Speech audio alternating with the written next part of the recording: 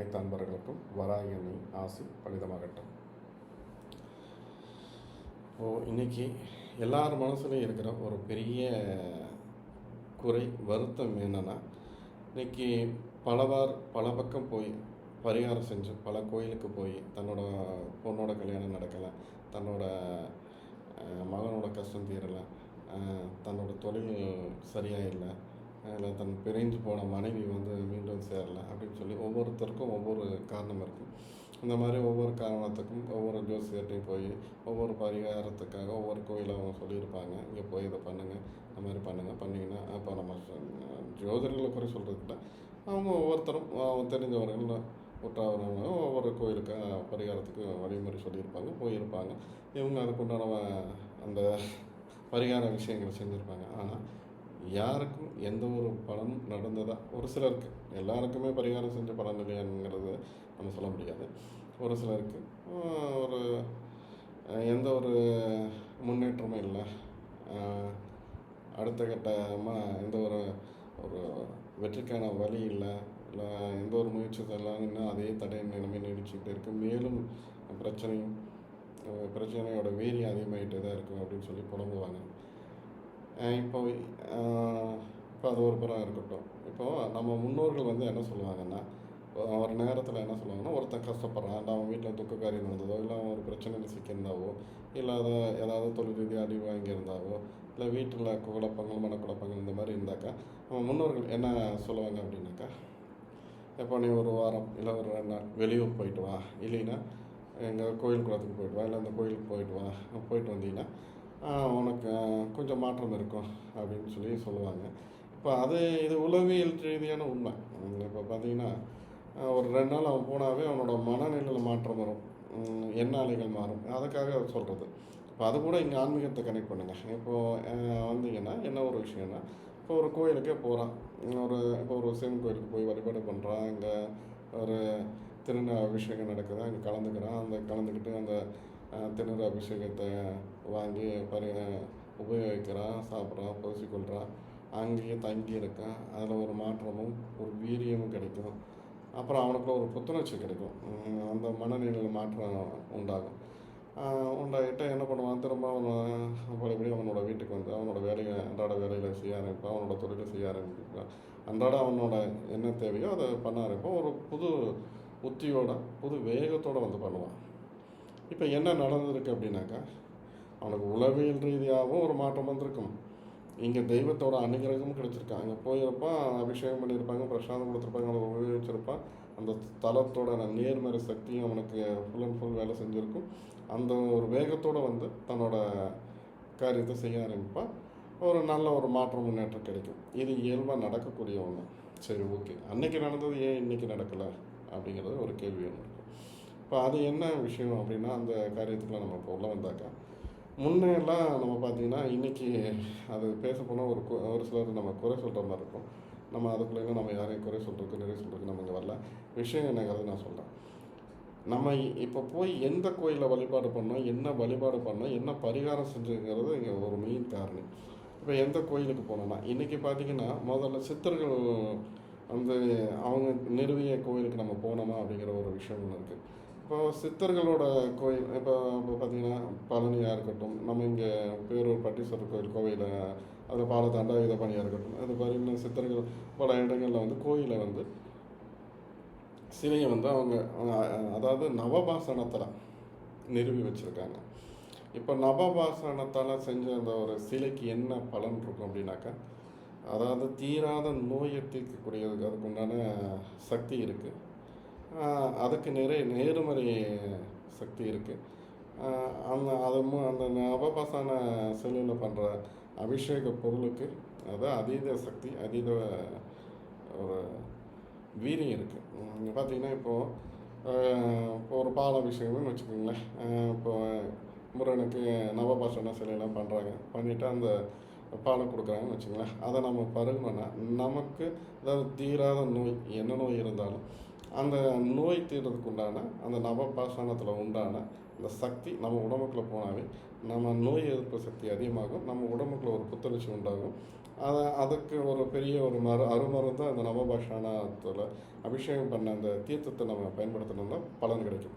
இப்போ அதுபோல் பார்த்தீங்கன்னா நவபாஷான சிலையில் இப்போ என்ன பண்ணுவாங்கன்னா விபூதி அபிஷேகம் பண்ணுவாங்க. விபூதி அபிஷேகம் பண்ணிவிட்டு அந்த விபூதியை வந்து பூசி கொடுக்குறதுக்கு கொடுப்பாங்க.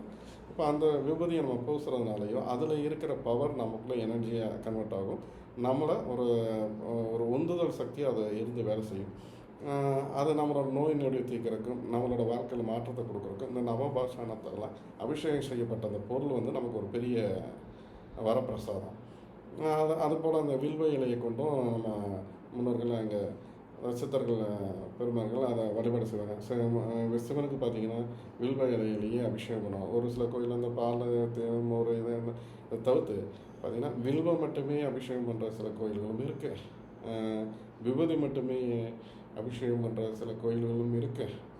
அப்புறம் தேன் மட்டும். இந்த பால் தயிர் எதுக்கு என்ன பார்த்திங்கன்னா இந்த கற்சிலைகள் கரையாமல் இருக்கிறதுக்காக இன்றைக்கி காலப்போக்கில் இன்றைக்கி நிறைய நம்மளோட தேவைக்கு தகுந்த மாதிரி நம்ம அந்த பரிகாரத்துக்கு உண்டான அபிஷேக முறைகளை நம்ம கொண்டு வந்துட்டோம். அதெல்லாம் ஆரம்ப காலகட்டத்தில் பார்த்திங்கன்னா விபூதி அபிஷேகம், வில்வம் அபிஷேகம், அப்புறம் ஒரு சில இந்த நமக்கு தேவையான இதை வச்சு நம்ம அபிஷேகம் பண்ணி தான், அப்புறம் பூ இதை வச்சு தான் நம்ம அபிஷேகம் பண்ணி நம்ம வழிபாடு செய்துட்டு இருந்தோம்.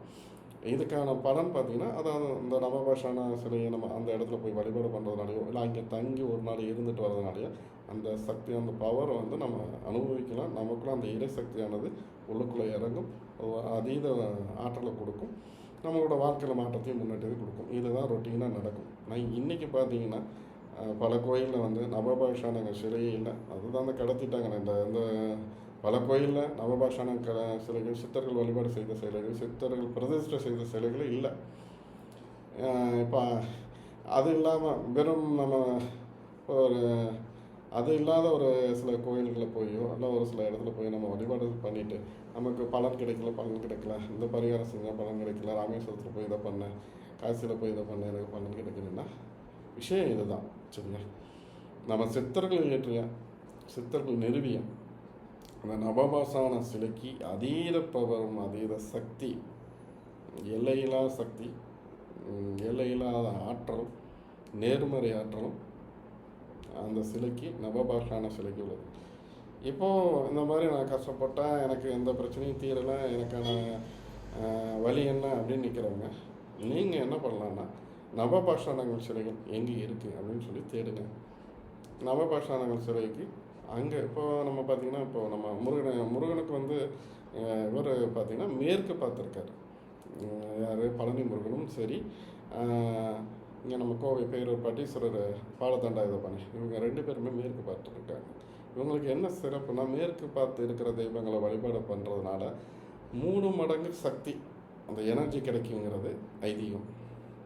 அதனால் இந்த மாதிரியான கோயிலுக்கு போய் வழிபாடு செய்கிறதும் இந்த நவபாஷானங்க உள்ள சிலையை எல்லாம் 6 கால பூஜை 3 கால பூஜை இந்த மாதிரி நிறைய தினம் அபிஷேக அலங்காரங்கள் யாகங்கள் வேள்விகள் நடந்துகிட்ருக்க கோயிலில் போய் வழிபாடு செய்கிறதுனால ஒரு நல்ல நிலையை அடையலாம், அதுக்குண்டான பலனை அடையலாம். இப்போ மற்ற கோயிலுக்கெலாம் சக்தி இல்லைன்னு நீங்கள் நான் சொல்ல வரல. இந்த கோயிலில் அதீத பவர், அதீத ஒரு ஆற்றல் மறைஞ்சிருக்கு. இப்போ நம்ம போனால் அதை கண்டிப்பாக அனுபவிக்கலாம். இப்போ இந்த கலியுகத்தில் வேகமாக ஓடிட்டு வேகமாக வர்றதுனால ஒரு பிரயோஜனம். எந்த கோயிலுக்கு போனாலும் அங்கே தங்குங்க, ஒரு நாள் தங்குங்க, முடிஞ்ச ஒரு நாள் தங்குங்க, மறுநாள் அங்கே குளிச்சுட்டு வழிபாடு செஞ்சுட்டு வாங்க. ஒரு நல்ல மாற்றம் கிடைக்கும், முன்னேற்றம் கிடைக்கும். அதை எடுத்து ஓடிட்டு நம்ம போனால் 2 நிமிஷம் சாமியை கும்பிட்டா வந்தோம் அப்படிங்கிறதுல ஒரு பெருசாக ஒரு பலன் கிடைக்குமானா கிடைக்காது. போகிறவங்க வழிபாடு செய்ய போகிறவங்க அந்த இடத்துல ஸ்தலத்தில் போய் ஒரு நாள் தங்கிட்டு மறுநாள் குளிச்சுட்டு இறைவனை போய் தரிசனம் செஞ்சுட்டு வாங்க. அங்கே போய் அபிஷேகம் பண்ணோம், ஆராதனை பண்ணோம், அதெல்லாம் ஒரு விஷயம் கிடையாது. அவரை போய் மனமுருக வேண்டிட்டு வாங்க, இங்கே நல்லதே நடக்கும், எண்ணிய காரியங்கள் கைகூடும். இப்போ இங்கே முருகனை பார்த்தீங்கன்னா ஒரு 11 வாரம் பள்ளி முருகனாக இருந்தாலும் சரி, இங்கே கோயம்புத்தூர் பாலதான இதெல்லாம் ஒரு உதாரணத்துக்காக தான் சொல்கிறேன். இவரெல்லாம் வந்து இது கோரக்கரை நிறுவன சிலை. அதனால் அதுக்கு அவர் கோரக்கரை அந்த மாதிரி சித்தர் பெருமார்களையே நிறுவிய அந்த சிலைகளுக்கு அதீத சக்தி உண்டு. அதனால் அங்கே அந்த இடமா தேர்ந்தெடுத்து போய் நீங்கள் வழிபாடு செஞ்சீங்கன்னா ஒரு சிறப்பான ஒரு எதிர்காலம் கண்டிப்பாக காத்திருக்கும். இந்த பரிகாரத்தை நீங்கள் கண்டிப்பாக செய்யுங்க, உங்களுக்கு கைமேல் பலன் கிடைக்கும். இதுதான் சத்தியமான உண்மை. நவபாசானங்களை பற்றி நம்ம நவபாசான செயல்களோட சிறப்பை பற்றி நம்ம பேசிகிட்டு இருந்தோம், சொல்லிகிட்டு இருந்தேன். இப்போ அதுக்கு இப்போ லேட்டஸ்ட்டு ஒரு உதாரணம், எல்லாருக்குமே ஒரு சில சந்தேகங்கள், ஐயங்கள் இருக்கத்தானே செய்யும். பழனி முருகன் கோயிலை மட்டும் நான் சொல்ல, இன்னும் அதுபோல் நிறைய சித்தர்கள் நிறைய கோயில்கள், சித்தர்கள் வழிபாடு செய்த கோயில்கள், சித்தர்களால் பாடப்பட்ட போற்றப்பட்ட கோயில்கள் நிறைய இங்கே நம்ம தமிழ்நாட்டில் இருக்குது. அந்த மாதிரியான ஆலயத்துக்கு போங்க. இப்போ ஒரு உதாரணம், இப்போ என்னென்னா, நம்ம சமந்தா அவர்கள், நடிகை சமந்தா அவர்கள் பார்த்திங்கன்னா, இந்த சரும நோயால் யாராலும் எங்கெங்கோ ட்ரீட்மெண்ட் எடுத்து அதுக்கு உண்டான பலன் கிடைக்காம சுற்றிட்டே இருந்தாங்க. நம்மளும் அவங்கள பற்றி நம்ம சொல்லியிருந்தோம், அவங்க எதனால் அந்த சரும கோளாறு அவங்களுக்கு வந்திருக்கு, இந்த மாந்திரிக பிரச்சனை இருக்குது அப்படிங்கிறது நம்ம சொல்லியிருந்தோம். நம்ம தான் அதை பற்றி சொல்லியிருந்தோம். இப்போ அவங்க வந்து என்னென்னா, இங்கெல்லாம் சுற்றி ஒன்றும் சரியாக ஆகலை அப்படின்ட்டு சொல்லிட்டு கடைசியில் முருகன்கிட்ட வந்து சரணாகதி ஆனாங்க. ஏன் அங்கே சரணாகதி ஆனாங்க அப்படின்னாங்க, அங்கே ஒரு காரணம் இருக்குது. இப்போ முருகன் கோயில் பார்த்திங்கன்னா, பழனி முருகன் கோயில் கோரக்கரனால் சித்தர்னால் நிறுவப்பட்டது. அது நவபாஷான சிலை சரியா. இப்போ அந்த நவபாஷான சிலைக்கு நான் இப்போ சொன்ன மாதிரி பல நோய்களை தீர்க்கக்கூடிய அதீத சக்தி உண்டு. இப்போது இவங்க என்ன பண்ணியிருப்பாங்க, அபிஷேகம் செய்து அந்த தீர்த்தத்தை வாங்கி அருந்ததுக்காக தான் கண்டிப்பாக வந்திருப்பாங்க. கண்டிப்பாக அந்த அபிஷேகம் பண்ணி அந்த தீர்த்தத்தை பருகியிருப்பாங்க. கண்டிப்பாக அதுக்கு உண்டான பலனை அறுவடை செஞ்சுருப்பாங்க. ஏன் இப்போ பார்த்தீங்கன்னா, அதுக்கப்புறம் பார்த்தீங்கன்னா, அவங்க பழனி கோயிலுக்கு வந்ததுக்கப்புறம் அவங்க பற்றியான எந்த ஒரு செய்தியும், அதாவது நோய் சார்ந்து அவங்கள பற்றி எந்த ஒரு செய்தியும் நெகட்டிவாக இது வரைக்கும் வரல. அப்போ உணருங்க, தெய்வம் எங்கே இருக்காங்க, தெய்வத்துக்கான பவர் எங்கே இருக்குது, எந்த இடத்துக்கு போனால் அதீத சக்தி கிடைக்கும் அப்படிங்கிறது இது ஒரு புரிதலுக்காகத்தான். அதுக்காண்டி மற்ற எல்லா கோயிலும் நம்ம குறை சொல்கிறதுக்காக வரல.